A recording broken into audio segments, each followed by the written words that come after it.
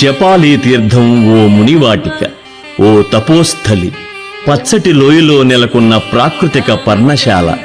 చిత్తూరు జిల్లాలోని తిరుమల పుణ్యక్షేత్ర పరిధిలోని జపాలి తీర్థం 108 దివ్య తీర్థాల్లో ఒకటి.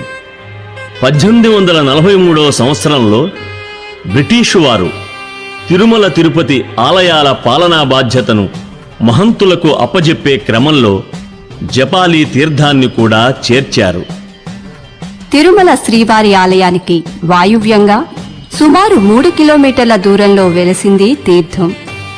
తిరుమల పాప వినాశనం డ్యాం రోడ్డు మధ్యలో దిగి 1/4 కిలోమీటర్ దూరం మెట్ల గుండా పయనిస్తే సుందర జపాలిని చేరుకోవచ్చు.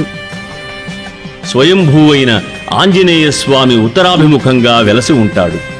జాబాలి అనే మహర్షి తపస్సు చేసిన పవిత్ర ప్రదేశం అయినందున